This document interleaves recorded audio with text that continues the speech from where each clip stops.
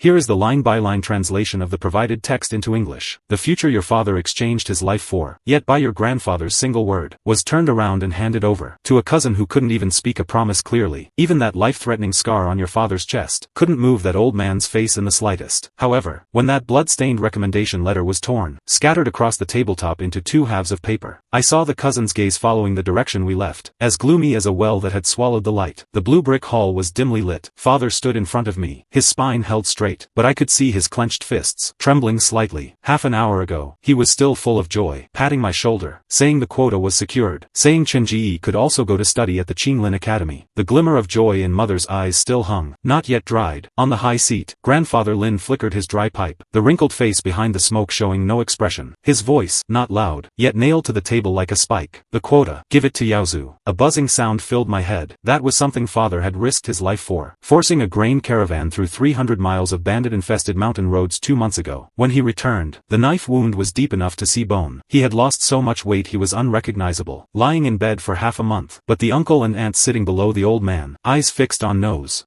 on heart. Only the slight curve at the corners of their mouths could not suppress their triumph. Father's voice sounded like sandpaper grinding on a tabletop. Chen is not small anymore. His character can be tempered. What is the use of being studious? Aunt's sharp voice cut in. Her eyes swept over me, like sweeping over a worthless piece of old junk. Study relies on talent. Yaozu recognized 1,000 characters at age 3. The town all praises his intelligence. Father suddenly ripped open his tunic. That scar, splitting from his collarbone all the way to his ribs, looked like a centipede in the dim light. I encountered 3 waves of bandits on the road. If this cut had been an inch to the side, I wouldn't have come back. All so that Chen wouldn't be drafted as a night watchman at 16. The word night watchman made the air in the hall freeze for a moment. I knew that job. The patrol bureau's night watchmen fill the darkness with their lives. Less than half return alive. Father was saying, I have died for him once. Don't let him go die a second time. But the old man didn't even lift his eyelids. Yaozu is the eldest grandson. His talent and character are both superior. As for Chen, the matter of the night watchman will be arranged by the family. Uncle sighed faintly at the side. 4th brother, you must also be sensible. You must prioritize the big picture. Aunt pulled Lin Yaozu in front of her and gave him a push. Quick, tell your 4th uncle. When you make something of yourself in the future, you certainly won't forget your cousin Chen. Lin Yaozu's lips moved. He glanced at me quickly. There was no brotherly affection in that look. Only a trace of reluctance at being forced to state his position and an undisguised sense of superiority. He opened his mouth, but in the end, he couldn't say that insincere promise. He just lowered his head awkwardly. You dead child, dropping the ball at a critical moment. Aunt scolded in a low voice, pinching his arm. I stood behind my father, watching these scenes unfold, feeling only that it was ridiculous. Father's clenched fists loosened and tightened again. For the past few decades, he had been bound by these 2 words, family, again and again. Loosened, then bound again. Must not repeat the same mistakes. I stood on tiptoe and leaned into his ear. My voice lowered so only he could hear. Tear it, right now, since it isn't ours. Then no one gets to have it. The trace of hesitation in father's eyes instantly vanished. Replacing it, was a toughness I had never seen before. He grabbed the recommendation letter on the table, grasping both ends with his hands. Before anyone could react, he tore it fiercely. Rip. The crisp sound of tearing was like a thunderclap exploding in the deathly silent hall. Paper scraps fell into his palms, like a handful of snow. The old man stood up abruptly. Rebellious son, how dare you? Father threw the torn paper onto the table. His voice wasn't loud, but every word fell heavy and resonant. This thing stained with my blood. Your Lin family is not worthy of holding it. From now on, my branch has no more connection with this old house. He gripped my hand and strode out. As I crossed the threshold, I glanced back. Among the figures sitting rigidly in the hall, only Lin Yaozu stood behind his mother, not looking at his parents, not looking at his grandfather. His gaze, like a needle, was pinned onto me. It was unclear whether that look was hatred or something else. But in that moment, I suddenly felt, we didn't just have to leave this family. We had to. And that cousin of mine was probably the one who least wanted to let us go. When the gate closed behind us, I heard the dull thud of a cane hitting the bluestone, like something had shattered, and also like something had just begun. Walking on the street paved with bluestone slabs, the afternoon sun carried a bit of warmth, but it could not disperse the gloom between Lin Dashan's brows. Manager Lin. Hello, Manager Lin. Townspeople encountered along the way. Many recognized Lin Dashan, greeting him enthusiastically. As a manager of the Fengyu rice firm, the largest in town, Lin Dashan was considered a person with some face in this Green Ox town. He forced a smile, nodding in response, but his footsteps did not stop. After the father and son passed by, faint discussions came from behind. Did you see? Manager Lin's complexion doesn't look right after coming back from Shilin County. Huh, what do you know? I heard Manager Lin performed a great service on this trip, forcibly opening up the trade route to Shilin County. That's a place infested with bandits. Just staying alive is not easy, let alone bringing back a trade route. So, is Manager Lin going to be promoted to shopkeeper? paper? Truly amazing. These discussions drifted into his ears. A bitter taste spread at the corner of Lin Dashan's mouth. Promoted? He couldn't even secure the most basic opportunity for his son. Lin Chen followed by his father's side, his gaze sweeping over the antique wooden buildings on both sides of the street, with flying eaves and curling corners, banners fluttering, the hawking of peddlers and porters rose and fell. All of this that was so familiar, at this moment, made him feel a trace of inexplicable dizziness. Some bizarre and disjointed fragments flashed in his mind from time to time, subways shuttling underground, airplanes streaking across the sky, and computers, a completely different world, like the moon in the water, or a flower in a mirror, clear yet distant. He shook his head, attempting to disperse these unrealistic hallucinations. Little Chen. Lin Dashan's voice was hoarse and carried undisguised exhaustion, interrupting Lin Chen's thoughts. It's Dad who is useless. Couldn't hold on to it. Lin Chen turned his head, looking at his father's side profile which seemed to have aged significantly in an instant. He shook his head, his voice calm yet firm. Dad, this matter, how can it be blamed on you? If he said he had never felt resentment in his heart, that would be a lie. In the past, he had been extremely disgusted by his father's constant talk of family, the big picture, for the sake of that illusory family honor, enduring humiliation time and again, causing their small family to suffer all kinds of grievances. The father-son relationship had once reached a freezing point, but this time, it was different. Lin Dashan, for the sake of his future, risked his life to break into that perilous Shilin County trade route, returning with scars all over his body. Such a father who was willing to risk his life for him. What else could he blame? His father only did it so that he wouldn't have to go be that damn night watchman next year. The night watchman service was a nightmare hanging over every teenager's head in the Great Xia dynasty, because the nights were unsafe, and patrols were needed. Therefore, every time a boy turned 16, every family had to provide a man for the patrol. To be exempted from this service, one was to pay 300 taels of silver in lieu of service. 300 taels was a sky-high price for ordinary people. 2. To hold an official student enrollment at a government-registered academy. Qinglin Academy was among the best of these. 3. To become an officially licensed entry-level disciple of a martial arts hall. Besides these, there was no other way. Now, being able to escape from that blood-sucking family quagmire in time, was already a stroke of good fortune. He could tell, after today's thorough break, the aura called family in his father's eyes seemed to have finally dissipated. He must have truly seen through the hypocritical face of the so-called big picture and family. The father and son no longer spoke, walking all the way in silence, heading toward their home on the west side of town. That was an independent courtyard, built of blue bricks, not large, but the main hall, east and west wing rooms, kitchen, all were there, and a small courtyard kept clean and tidy. In the corner of the yard, there was even a pomegranate tree with some age on it. In this town where every inch of land was worth an inch of gold, to be able to purchase such a property entirely by his own ability, was extremely difficult. This house was purchased by Lin Dashan bit by bit, saving silver coins through his hard work at the rice firm. From choosing the site to every brick and tile, grandfather's side had never contributed a cent, or given any help. Now it seems, this act of independence that was once seen as not caring about the family, instead became the only place of refuge for them. Creak. The sound of the courtyard gate being pushed open startled the woman busy in the kitchen, only to see her wearing a coarse cloth apron, sleeves rolled up to her elbows, nimbly serving a plate of stir-fried green vegetables onto the wooden table in the small courtyard. On the stove, a small earthenware pot was simmering meat with a gurgling sound. The rich aroma permeated the small courtyard, carrying a warm, homely atmosphere. Today's meal was clearly much richer than usual, obviously to celebrate Lin Chen's upcoming departure to study at the county academy. The woman heard the movement, looked up, with a gentle and expectant smile on her face. She was Lin Chen's mother, Lu Yuru. Back so soon, little Chen. Dinner will be ready soon. Wash your hands and... She stopped halfway through her sentence, seeing the unpleasant expressions on her husband's and son's faces. An ominous premonition struck. The smile on her face stiffened. She put down the plate in her hand, and hurried forward, asking urgently, "What happened? What's wrong? Is there a change with the academy quota?" Lin Dashan opened his mouth. His throat felt like it was blocked by something. Facing his wife's expectant gaze, he was so ashamed he didn't know what to do. The words rolled on the tip of his tongue, but he couldn't get them out. He suddenly squatted down, painfully held his head in his hands. This man who didn't back down even under the knives of bandits, was now so helpless. Lin Dashan, after a long while, spoke with difficulty. "The quota is gone." "Gone? What do you mean by gone?" Lu's voice rose sharply. She suddenly looked at Lin Chen. "Chen Ji, you tell me." Lin Chen closed his eyes, then opened them again, concise and to the point. "Grandfather gave the quota to Lin Yaozu." Lu seemed to have been struck by lightning. Her body swayed slightly, looking at Lin Dashan in disbelief. You just agreed? Speak up. You risked your life for this. What right do they have?" Following his account, the color drained from Lu Yuru's face bit by bit. The initial shock and disbelief, gradually replaced by anger. She had always known the old house was biased, but hadn't expected them to be this shameless. This was to cut off her son's future. Lu Yuru heard at the end that the quota had been snatched anyway, trembling all over with anger. But when she heard her husband had torn the recommendation letter, she couldn't help but cheer. Torn well. Lin Dashan Dashan finished speaking, his gaze instinctively looked at his son, Lin Chen, next to him, carrying a trace of imperceptible gratitude in his eyes. He recalled back at the old house. If not for that reminder from Chen Ji, waking him up, he might have truly been fooled by the old man's talk of family and the fait accompli, and swallowed this insult once again. Chen Ji's brain is still good, not muddled at a critical moment. Lin Dashan thought to himself. He felt a lingering fear. If he had foolishly accepted it, how would he have explained it to his strong-willed wife upon returning? Lu Yuru would definitely have made a huge scene with him, accusing him of being weak and unable to protect their son. At that time, the house would surely have been turned upside down. Now it's good. At least there's no need to quarrel with his own family because of those biased outsiders. He just knew. His Chen Ji only looked mild-mannered, unlike some children who are showy, but whenever a critical moment came, he could always hit the nail on the head, exerting a decisive effect. He remembered the old shopkeeper once privately evaluating Chen Ji, using that fancy term. He didn't understand it too well then, but now feels it couldn't be more appropriate. Yes, a breast filled with a mind with profound strategies. His own son is someone with hidden brilliance inside. But after the anger, anxiety about reality welled up in her heart. She urgently grabbed Lin Dashan's arm. Dashan, they are unrighteous. We can't just let it go like this. Go and find the rice firm's shopkeeper again. Plead with him. The recommendation letter, after all, was promised to you by the owner himself. There must be some room for turnabout. Lin Dashan was awakened by his wife's words. His spirit lifted. He slapped his thigh hard. Right. I'll go plead with the shopkeeper now. They can't just cover the sky with one hand. If the academy wants to use my, Lin Dashan's, things to make a favor, no way. He turned to rush out. Dad, wait. Lin Chen suddenly spoke, his thoughts turning rapidly. The matter of the recommendation letter. They had never spoken of it to outsiders, yet the old house could cut them off so precisely, indicating that grandfather must have eyes and ears inside the academy or the firm, and perhaps, had even reached some tacit agreement. Even if the recommendation letter was torn, with grandfather's connections built up over many years in town, he probably has a way to bypass it, and forcibly insert Lin Yaozu. These complex, interlocking joints. Right now, explaining to his parents, they might not listen immediately. He was just about to find a reason to stop his father for now, and plan for the long term. Knock, knock, knock. The courtyard gate was knocked on, not too lightly, not too heavily. The three were stunned. At this time, who would it be? Lu frowned, went up to open the courtyard gate, only to see two people standing outside. The one in front was an old man with gray hair and a kind face, wearing a decent silk coat. It was exactly the current shopkeeper of Fengyu Rice Firm, shopkeeper Lu, and half a step behind him, followed a middle-aged man who was a stranger, with triangular eyes, his chin lifted slightly. His demeanor carried an indescribable arrogance. Shopkeeper, you, why are you here? Lin Dashan saw shopkeeper Lu, very surprised, hurrying forward to bow, a trace of ominous premonition rising in his heart. Shopkeeper Lu looked at him, his lips moved, a complex and difficult expression on his face. In the end, he just sighed heavily, seeming not to know how to open his mouth. But the middle-aged man behind him didn't wait for an introduction. His gaze swept critically over Lin Dashan, and the slightly dilapidated small courtyard behind him, asking directly with a condescending tone, "You are Lin Dashan?" Lin Dashan was infuriated by his attitude. His face sank. "I am Lin Dashan. Who are you?" Shopkeeper Lu saw this, hurriedly stepped forward, grabbing Lin Dashan's arm, lowering his voice, his tone filled with deep helplessness. "Dashan, Sai, this is the new shopkeeper sent by the headquarters to take over my position. From now on, the rice firm's affairs will be managed by shopkeeper Wang." This was like a thunderclap, exploding in Lin Dashan's ears. He had thought that with the great merit of opening the Shilin County trade route, taking over from shopkeeper Lu, who was about to retire, was a sure thing, but never expected, at this critical moment, the headquarters would airdrop a new shopkeeper. Shopkeeper Lu's guilty look already explained everything. New emperors bring new ministers. This new shopkeeper Wang's attitude was so arrogant, it was foreseeable. Lin Dashan's days in the rice firm from now on would definitely not be easy. The new shopkeeper Wang's shrewd eyes slowly swept over this small courtyard of the Lin family. Blue brick floor, ordinary wooden house, the vegetable patch in the corner. Every piece of furniture revealed poverty. The corner of his mouth twitched imperceptibly. A trace of nearly invisible disdain flashed by. His gaze fell back onto Lin Dashan, his voice flat, yet carrying a tone of reprimand. "I am a person who likes people who understand the rules, and know how to advance or retreat." He deliberately paused, letting every word be crystal clear. "What I want is a capable general who can continue to forge ahead, and not someone who lies on the ledger of past merits, waiting to live off the old capital." These words were a blatant reprimand of Lin Dashan. His contribution of risking his life to open the Shilin County trade route, in the mouth of this new shopkeeper, had become the ledger of past merits. Seeing that the purpose of the warning had been achieved, shopkeeper Wang said nothing more, nodding slightly to the old shopkeeper, then turned and left with his hands behind his back, that brocade-robed back looking particularly arrogant in the narrow courtyard entrance. Old shopkeeper Lu trailed behind, looking at Lin Dashan, whose face was iron blue and fists clenched, his cloudy old eyes, full of complexity. He stepped forward, lowering his voice, his tone filled with genuine concern. concern. Dashan, endure it for now. Whatever you do, be careful. He was just worried that Lin Dashan would make a mistake at this time, and even lose the position of manager. So he followed to see. Lin Dashan lifted his head suddenly, as if catching the last straw, quickly told the story of the Lin family old house, saying urgently, "Shopkeeper, they are bullying us too much, not only forcibly taking away the academy quota I secured for Chen Ji, now this." Shopkeeper Lu waved his hand. There was no surprise on his face. Instead, he revealed a trace of, as I expected, bitterness. Clearly, he already knew about this. He leaned closer, his voice lowered, almost only audible to the two of them. "Why do you think your grandfather could be so certain to take the quota, without any fear of you making a scene? I just saw Shopkeeper Wang's attitude, and I guessed 7 or 8 parts in my heart." He paused, then continued, "I faintly heard, your grandfather once had some old acquaintance with this Shopkeeper Wang in his early years. I don't know the specifics of their friendship. They are using the merit you risked your life to earn, to do a personal favor. You must absolutely not be foolish at this critical moment, and give them a handle. For the rice firm, whoever is recommended is a Lin family member anyway. No one cares who snatched whose quota. If you hadn't opened the trade route, perhaps the owner wouldn't even know there was a person named Lin Dashan in this rice firm." Lin Dashan felt cold in his heart. So all of this was not just favoritism and suppression, but a carefully designed trap. Shopkeeper Lu saw the drastic change in his expression, sighed, and patted his shoulder, his tone softening a bit, carrying a trace of comfort. "Don't be too desperate. I'll keep Chen Ji's matter in mind. After a while, when things have calmed down, I will use this old face of mine again, to plead with my old contacts, and see if there's a way to send Chen Ji into the academy. You must not be anxious. Staying steady for now is the most important thing." At this moment, Shopkeeper Lu's gaze crossed Lin Dashan, seeing Lin Chen, who was quietly watching them at the door of the main hall. He squeezed a kind smile on his face, and nodded at Lin Chen. Lin Chen immediately stepped forward, respectfully performed a salute, his tone obedient. "Grandpa Lu." Shopkeeper Lu looked at this child who was clearly more mature than his peers, sighing again in his heart. What a good seedling. Pity. He nodded. "Chen Ji, be good." Having said that, Shopkeeper Lu did not stay any longer, turned and left the small courtyard. The courtyard gate closed again. Inside the small courtyard, only deathly silence remained. The aroma of the meat stewing on the stove was still permeating, but it could no longer stir up any appetite. Lin Dashan stood in place, his burly body slightly hunched, as if all his strength had been drained in an instant. He risked his life for this trade route, adding several hideous scars to his body. The brothers who accompanied him were left behind forever. He had thought this was a turning point to change his family's destiny, and pave the way for his son, but never expected the fruits of his bloody battle turned into someone else's wedding dress in a blink of an eye. The old house snatched his son's future. The new shopkeeper denied his contribution. Lin Chen silently took in the heavy expressions on his parents' faces, the sense of incongruity in his heart growing stronger. The old house's attack and the new shopkeeper's airdropping. These two events were linked too tightly, as if there was an invisible hand pushing from behind. Lu watched her son's thoughtful side profile, trying to squeeze out a smile. All right, even if the sky falls, we still have to eat. Let's eat first. Don't talk about these annoying things in front of the child." Lin Dashan took a deep breath, as if wanting to press all the suffocation back into his heart, responding heavily. "Right, eat. When the boat reaches the bridge, it will go straight." He couldn't collapse. This family still had to rely on him to support it. At the dinner table, it was far less warm than usual. The aroma of the stewed meat seemed to have lost its appeal. Lin Dashan and Lu exchanged a look, both seeing the same anxiety in each other's eyes. The path of study was ruthlessly cut off by the old house, and the future of the rice firm was covered in a thick shadow. His son Lin Chen's future must be replanned. Lin Dashan picked up some vegetables and put them in Lin Chen's bowl, his tone probing. "Little Chen, the academy won't work out. Dad and Mom will think of other ways. See if we can find a reliable shopkeeper in town or the county for you to be an apprentice, or learn a craft. In the future, you'll at least have a way to make a living." Relying on his connections in the rice firm, finding a job for Chen Ji wouldn't be difficult, but the best path had been personally blocked by his father. He had hoped that with the old shopkeeper's legacy and his own merits, at the very least, he could get Lin Chen into the rice firm, but now the plan had been ruined by others. This was almost the most secure way for a family like theirs to think of for their child. Lin mother Lu Yuru looked at her son eating silently, barely squeezing out a smile. "Chen Ji, don't worry too much about the night watchman business. Carefully calculating, you are not yet of age. You still have nearly a year's time." Lin Dashan immediately nodded in agreement, as if to convince his son, and also to convince himself. "Right, your mom is right. There is still time. Grandfather, since he has the ability to help Lin Yaozu postpone this matter for a year, to use it for the academy quota exemption, then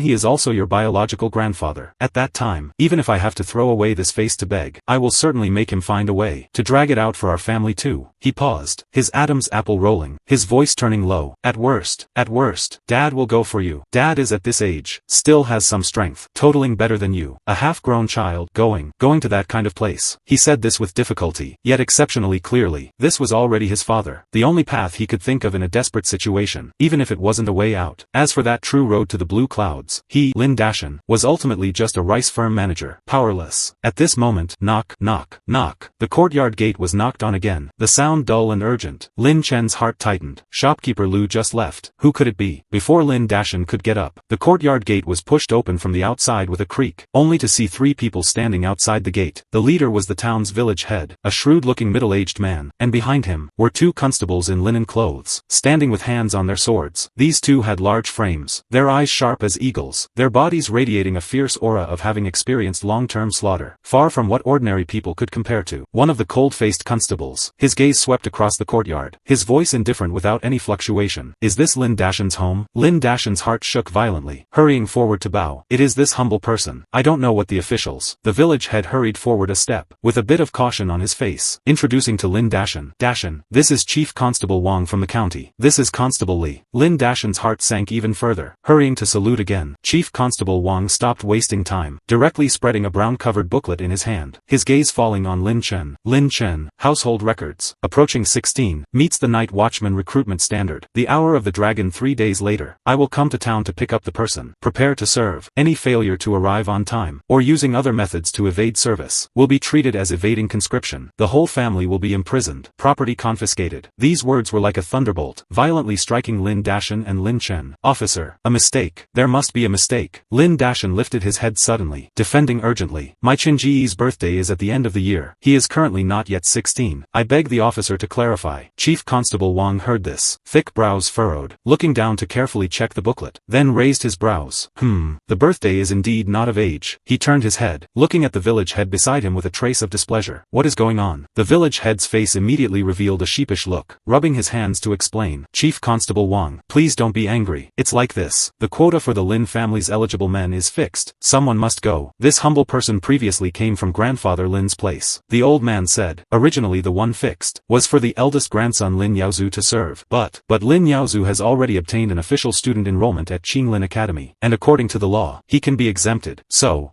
this quota, according to the rules, should fall to Lin Chen. Grandfather, really said that? Lin Dashan was struck by lightning, staring at the village head in disbelief, his body trembling slightly due to anger and despair. He knew the old man was biased, but never expected him to be this heartless and ruthless. This was to personally push his Qinji into a fire pit, to die for his precious eldest grandson. The constable heard this, glared at the village head with displeasure, seeming to blame him for these dog SHT family infights, not explaining clearly sooner, wasting effort for nothing. The village head shrank his neck, not daring to make a sound. Chief Constable Wang looked at Lin Dashan's lost soul, and glanced at the grinning village head, clearly knowing these family infights perfectly well, and was too lazy to investigate further, his tone carrying the cold indifference of handling official business.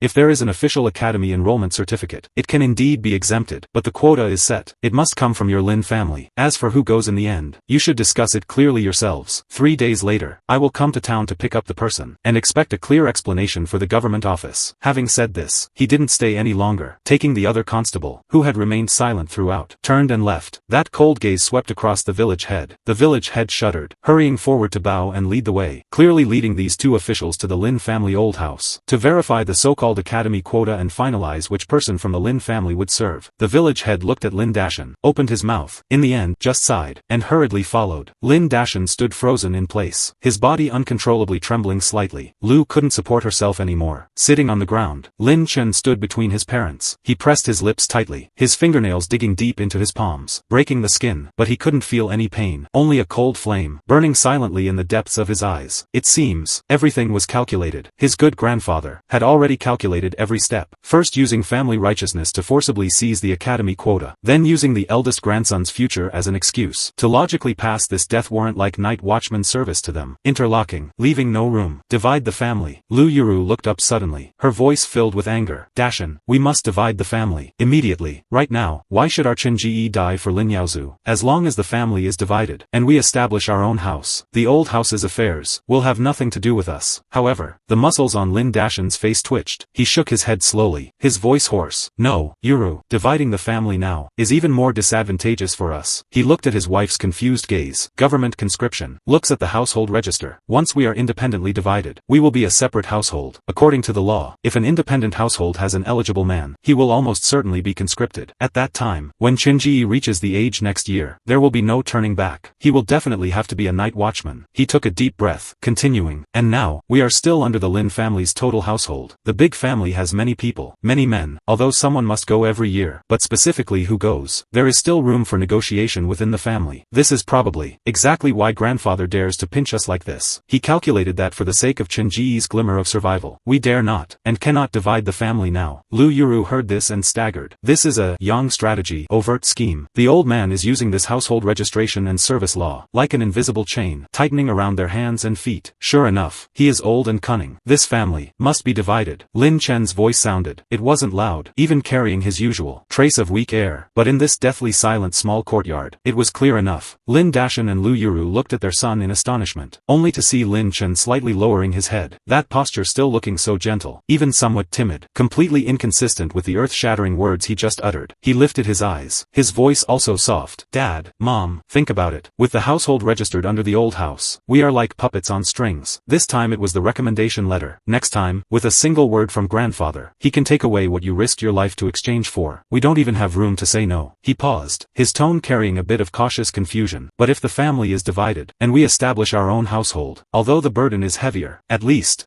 we are the ones who decide. Grandfather won't be able to make decisions for us directly like this time. And, these years, it's said that the big family helps each other, but it seems, it's always our family that loses more. These words sounded like a child's doubt, but every word poked at the key point. Lin Dashan said bitterly, Chen Ji, Dad knows you've been wronged, but dividing the family, sigh, once the family is divided, our night watchman quota next year, will be set in stone. He instinctively calculated, currently under the old house's registration. In your generation, besides Yao Zhu, there is third uncle's Lin Hao, second uncle's Lin Yuan. Even if it really comes down to drawing lots, it might not necessarily be. He didn't finish the rest, but the meaning was clear. Staying in the big family, at least there is a buffer and room for maneuver, a glimmer of possibility for someone else to step in. Lin Chen didn't believe it. They didn't get help on normal days. Does he really expect the old man to be fair at the critical moment? Lin Chen didn't believe it. He didn't directly refute Lin Dashan's wishful thinking, but tilted his head slightly, as if suddenly remembering some insignificant trifle, using his usual tone carrying a bit of uncertainty, whispering, but last time I went to play with my cousin, I seemed to hear second uncle quietly saying to him,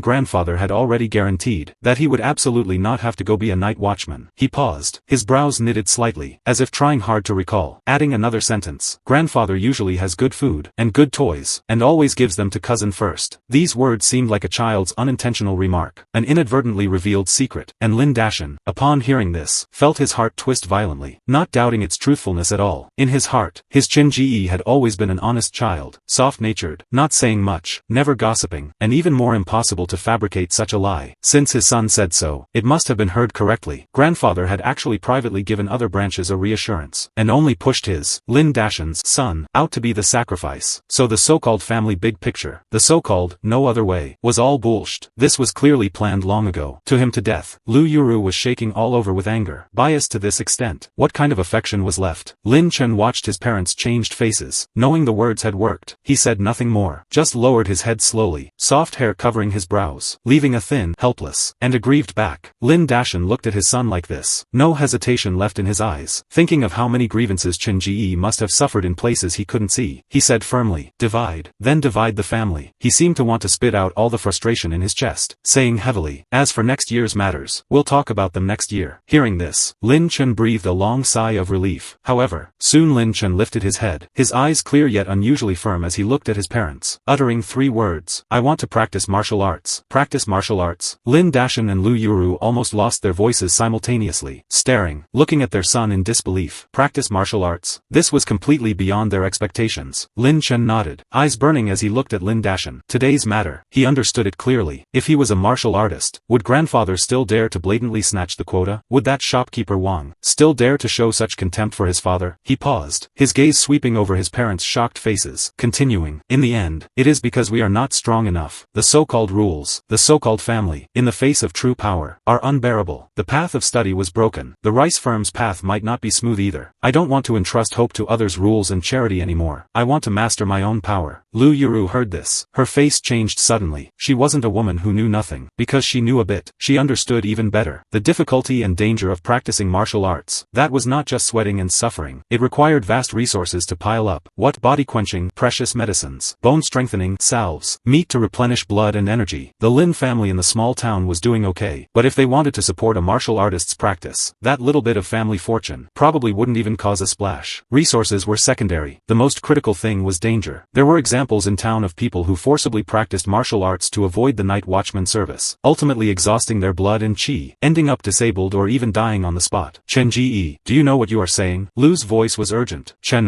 do you know how hard it is to practice martial arts? How much silver? How many resources it needs? Our family can't afford it at all. And it's too dangerous. If one thing goes wrong, people die. The more she thought, the more unreliable it seemed. Compared to this illusory and highly risky martial arts path, she even felt, it would be better if we find a way to scrape together 300 taels of silver, to go to the government office to handle it, and see if we can be exempted from the night watchman service. Although hard, it is still better than letting the child take risks. She looked at her husband, hoping to get support. Old Lin, you hurry and persuade the child. He is almost of age for marriage. Running off to practice martial arts now, isn't that delaying his future? She hadn't finished her words, when the silent Lin Dashan beside her suddenly slapped the table. Bang! The bowls and dishes shook. Learning martial arts is good. Lin Dashan's voice was loud, carrying a kind of desperate decisiveness. He looked at his son with burning eyes. This martial art must be learned. Old Lin, are you crazy? You're following the child to mess around too? Lu was both anxious and angry, turning to glare at her husband. Lin Dashan grabbed his wife's hand. Mother of the child, can't you see clearly enough? Marriage? Without strength, what will an arranged marriage be like? To continue being looked down upon? Scraping money to be exempted? That is drinking poison to quench thirst. He had seen a first-grade martial artist while following the old shopkeeper to run trade. Even the shopkeeper had to bow and scrape to them. Of course, there was no need to tell his family these things. He had seen martial artists. He knew how strong those people were. He turned to his anxious wife, his tone softening. When we have strength, what kind of marriage can't be sought? Going for marriage now is just letting people look down on us. Chen Ji, even if I have to smash the pots and sell the iron, I will support your martial arts practice. He turned to look at Lin Chen, eyes burning. He patted Lin Chen's shoulder. Chen Ji has his own ideas. You have this ambition. Dad supports you. Even if I have to smash the pots and sell the iron, Dad will support you. We will practice to become a real person. Let those who look down on us see that our family's Chen Ji is not a coward. In the small courtyard, the stewed meat was already cold, but this family, at this moment, found a new, hardcore. Lin Chen's proposal to study martial arts was not just a moment of bloody courage. In the corner of his vision, a pale blue panel that only he could see was quietly floating. Name, Lin Chen. Realm, none. Technique, none. This panel was the biggest secret since his crossing, and also the foundation for his courage to propose practicing martial arts. He needed to take the first step, and see if this panel could bring about change. Lin mother heard her son's words, anxiously pinching her handkerchief, sending to the county martial arts hall to study. The expenses, I'm afraid it will be a huge amount. She subconsciously calculated the little savings the family had. That was all saved for Lin Chen to marry in the future. But grandfather Lin's move had disrupted all the family's plans. Lin Dashan also calmed down from his impulsive table slapping, brows tightly knitted, muttering with insufficient confidence. It is true, I heard those martial arts halls. Even the entrance ceremony alone is not a small amount. Follow-up medicinal soups, equipment, sigh. We have some savings these years, but I'm afraid. The more he spoke, the smaller his voice became, clearly realizing that the family fortune might just be a drop in the bucket in the face of true martial arts expenses. Lin Chen shook his head, his gaze landing on his father. Dad, I won't go to the martial arts hall. I will learn from you first. What? Learn from me? Lin Dashan had just picked up a bowl of water to drink. Hearing this, he almost choked, waving his hands repeatedly. Your dad only knows a few farming tricks, learned while following the old shopkeeper running trade. It's not proper. Can't be learned as serious martial arts. How can this stuff be learned as proper martial arts? Lin Chen insisted. Dad, don't hide it from me. I know your strength is much greater than ordinary people. The 100-gene stone roller in our yard, you single-handedly can carry it and walk a circle. Otherwise, you wouldn't have been able to be this manager. In his memory, Father Lin Dashan was indeed different from others. Strength, stamina, far exceeding ordinary strong men. Only on normal days, he didn't show it. He wanted to follow his father to build a foundation first, and at the same time observe whether this panel would change because of this. This was the trial and error method with the lowest cost. Lin Dashan looked at his son's serious eyes, sighed, and patted his shoulder, his tone becoming solemn. Chen Ji, Dad knows your mind, but practicing martial arts is really not a child's play. It's not just about having strength, power generation, breathing, stance practice, medicinal supplements. A tiny difference leads to 1,000 miles of error. Practicing blindly, ruining your body is the light result. You must find a proper master to teach systematically. If I teach you, that would truly be delaying you. He didn't dare to teach his few earth-style tricks casually. Lin Chen was more pleased than surprised to hear this. It seems the martial arts of this world are even stronger than he thought. Lin Dashan stood up, a decision appearing on his face. However, since you have this intention, Dad supports you. As for the money, I will think of a way. At worst, I will go tomorrow. Saying this, he was about to go out, seeming to want to raise money immediately. Manager of the house. house. Lu hurriedly grabbed him, her face full of fear,